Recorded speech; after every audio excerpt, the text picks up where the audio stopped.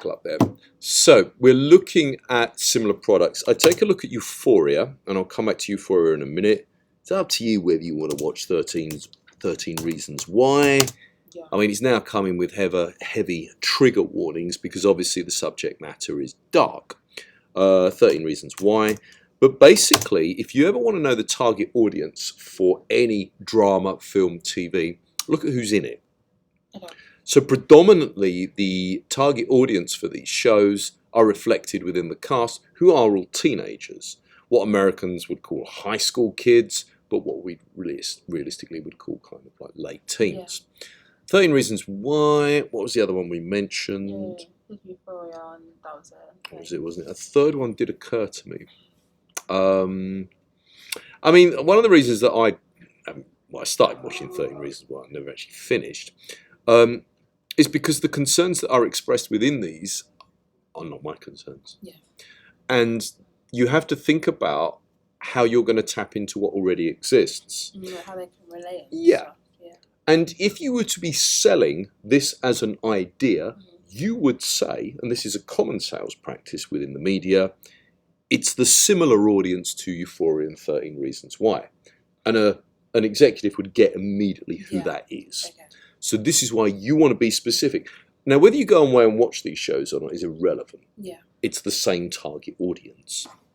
You may want to watch an episode just so you get a sense of these shows, but realistically, you're fine. I mean, weirdly, you could even say that Glee, you know, that horrible musical, Never seen it. dreadful show. I've heard loads about it. So it was a kind of a slightly more sophisticated version of High School Musical. I love High School. Now, the thing about Glee Yeah. were the guys who wrote it then went and wrote American Horror Story. Oh, right. So it's the same writing team. And there are similarities as well. So even though American Horror Story does not focus exclusively... Sorry, mate, what? No! You got 20 minutes yet. Yeah, you're going to get that in your screen recording. It's fine. So, basically, have you watched American Horror Story? No. What do you watch? Not that. Look, take a look at American Horror Story, the first series, okay? It's very good TV. Students are often quite rigid within similar products in that they think it has to be exactly the same. So if you come up with a concept of a creative outsider who is blah, blah, blah, students then go off and try and find exactly that. You're not going to find that. Yeah, you're just not going to find it. So what you need to do is actually just look at similar products. Now, I'm going to skip ahead. Where's your visual research? Okay, good. But let's do something else. Here, I didn't know what director I want to get inspiration from. Before we do that, let's have a look at Euphoria's lighting. I'm not saying you are going to do this. Yeah, very clever use of, well, not overly clever, it's not difficult, but you could do the same. You could do it in there. I was actually doing some lighting like this this week. I mean, essentially what they do is when it gets all passionate, they ramp up the colours, and then when the character's depressed or not much is happening, they tone down the colours. What I've done is just get the light box, but then put a blue background and light their face up. That's what I've been doing. But, I mean, they love this kind of neon sort of purple. Yeah, purple. To be honest with you, I could do that in the green screen room, so could you. Basically, all you do, you like red from one side, and you like blue from the other side, and basically in the middle, you get that look. Colour, of course, has meanings and associations within itself. I find that so interesting. Colour psychology, you could explore it. There we go, somebody's done a little mood board for us already. I'm just going to take a snap of that for you. Oh, actually, did I ever play that to you? It's an episode of Studio Binder where they talk about the use of colour within Euphoria. I have that on my tabs, actually. Yeah. On All my right. laptop. Because I'm going to write about it in the report. It's worth mentioning, even if you don't do it, because what this shows to me is that this is a student who went off and explored lighting, colour, and the meanings behind it. Okay? So, little bit of lighting, a little bit of colour there. The other thing that you can do, I was just showing to Nick. Let's see if I've still got the link. Where it's gone. Oh, I've got a link. Ah, yes. What a bit of luck. So, one of the most useful free things I ever found. So this is Adobe. Oh, that, and it's a colour. That's right, colour extractor. Yeah. So you chuck whatever in, and it gives you the colour palette. You then just got to take a screen grab of that. Boom, you've done some visual research. At this stage, or certainly, you haven't filmed yet, have you? Quarter. You've already filmed some. This, of course, can be done retrospectively. You do just kind of want to be signifying, thinking about lighting and stuff like that. This, yep, great. But where are your directors? Yeah, it was literally on the slide you added. Where I just was. Yeah, just down. Oh, down. Yeah, this one. Who have you mentioned? Oh no, not that one. Again. That one. Example of director's work. Right, okay.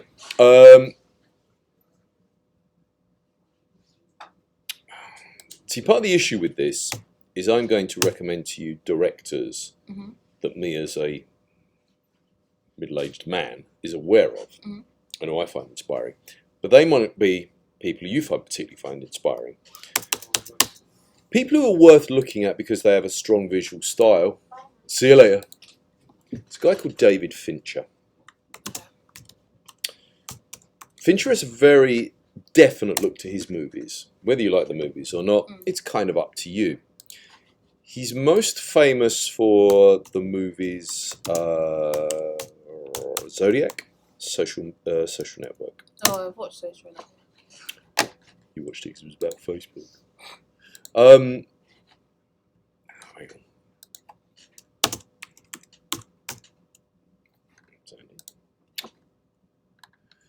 All of these movies have this kind of look, a kind of green sickness about them. This is a movie called Fight Club, made sometime in the 90s. There's Zodiac, made sometime in the 2000s. Let's see if we can find... Oh, there's Gone Girl. All right, we haven't got the green colour palette, but we have these very muted tones. Yeah. You don't necessarily... Oh, there we go. There's Social Network. You can see there is a similarity in the look that he likes. Because don't forget, colour is another tool to tell your story. Yeah. And if you are saying to me, as you just have, I do not want to spell things out to my audience, you're going to have to convey emotion, theme, through another means. And that other means will be colour, sound, and angles. You've already started speaking about rule of thirds. I think I'll put David Fincher in anyway. Where are we? Yeah. Take a look at his stuff. You might like it, you might not. But he has a very strong look. He as well is a strong believer in the rule of thirds. His frames are always divided according to this. However, do also take a look again at symmetrical framing. Symmetrical framing unnerves audiences because it is so unnatural. Yeah. Look at this. It's a mess. I wrote about that last year because you told me to do that actually. Yeah. You don't have to do it. Yeah. But it's a tool that you may want to use to unsettle the audience. Yeah. Something else I would probably use if I were to be, I am using at the moment actually, if I was to be going down the path of using visuals to convey emotion, and that emotion was one of being psychologically unbalanced or unhappy, is I would look at what is sometimes called, come on. So, It's politely referred to as a canted frame, but within the industry, everybody calls it a Dutch angle. Now, I don't know why it's called a Dutch angle, and I don't know why the Dutch are getting picked on, but basically, if you Google, the Americans in particular call it a Dutch angle.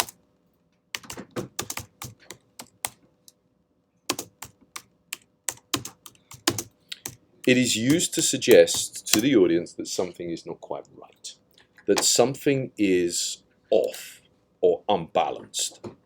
That's not Dutch angle. So let me see if I can find a good example. Yeah. So we've not framed it straight on, as we should do. Okay? It's often used to show villains or a point at which something is not quite right. Christopher Nolan uses it a hell of a lot in a movie called Inception, which is about a kind of dream world. So we always kind of know that things are a bit off in this movie when we get these kind of weird framing that goes on. It's not something you can overplay. Yeah. So you can't have your whole movie shot like that, because it'll just become irritating. Yeah. So it's a little bit like using salt and pepper. They should be used sparingly. If you use it all the time, then you can't taste anything. But a Dutch angle should be part of, or could be part of, any kind of sort of visual vocabulary in which we are expressing or looking to express ideas around being unbalanced, unhappy, or anything like that. Your similar products, Fallout. Yeah, so you looked at this in terms of its narrative similarities. Yeah. So it's a similar story. Yeah. I'd also say similar target audience, judging by the age of people in it. Yeah. Interesting Euphoria lighting. Mm-hmm.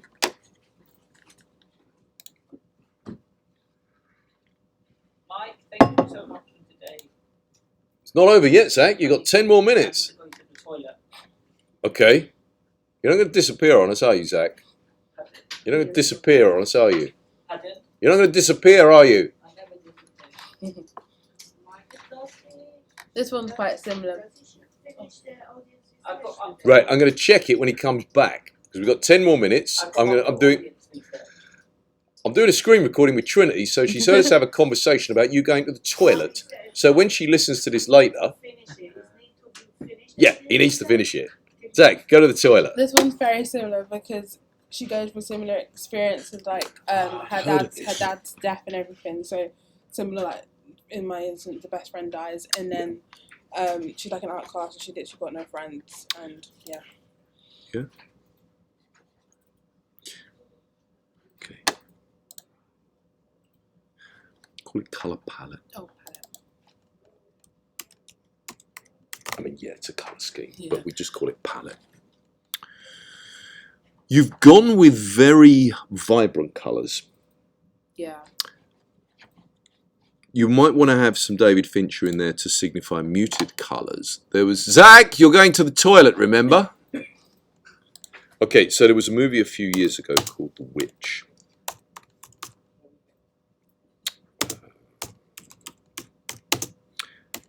Don't be afraid to look outside of the genre that you're working in. Just because this is a horror movie about a witch doesn't mean it's irrelevant to you.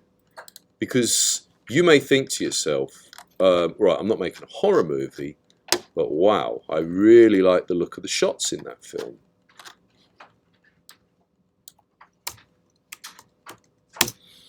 The reason I mention The Witch is at times the colour palette is so muted, it almost looks black and white. Yeah, very grey and dull. And the whole movie looks like this, and it's just a grey, depressing movie because you never really see much colour in it, and it's kind of representing this sort of New England, you know, I don't even know when it is, 17th century, in which, you know, there isn't really much to kind of cheer about or be happy about, and it is this sort of isolated village. This is partly achieved in post by turning your saturation down, but it's also achieved through the use of costuming and where you choose to film something like this. So when you are thinking about the colours that you want to put your character in, there is meaning there as well. Yeah. We're both choosing to wear black today. So, Sophie, Yeah. My whole group's wearing black. you will notice this will change over the course of the next couple of weeks. People's colours are reflected in the clothes they Yeah. choose to wear. And so therefore, as a creative, by putting somebody in black, you are Yeah. saying something. Conversely, by putting somebody in red or yellow or green or a combination of bright colours, you're also saying something. Don't overlook the possibilities of costuming. Now, I appreciate you don't have a costume budget, but you have a wardrobe. They're all charity shops. And if you just want to stick somebody in a yellow t-shirt, you are saying something. The other thing to think about is, what is your background? If I'm filming against this, there's no point dressing you in white or beige, because you're just going to disappear into the background. Yeah. The same is true as if you're filming against a black background wearing what we're wearing. I mean, that I wouldn't even try and do that as an Yeah. effect, because basically you'll just end up with bad, you won't be able to see anything. Think about what you want to say through. So I might Some delete visuals. that slide then, because it doesn't really have any relevance, like, if that makes sense. Yeah. I need to add more to that. Okay, locations. Matthew, your wife. How far have we got with the script? Oh, Zach? I haven't done a script in the layout that we need to do it in. If that Format. make format. You have to. Yeah, I know. Have you installed the little screenplay format? No, I need to do that. Let me just quickly go to context. Oh, where are we? Come on, wake up. So, Yeah, it's literally. this is a really good resource that Sonia found. It shows you Yeah. exactly. You give me a minute. It's a really good resource that Sonia found. Basically, it shows you exactly how to lay everything out. What haven't you done yet? Budget. Okay. In terms of research, what haven't you done yet? The production research and visual research. Okay. So you've now got some stuff that you can kind of look at in terms of visual research. You don't have to watch these movies in their entirety. Yeah. You just need to kind of get a sense of them and what you may want to copy. Okay, right.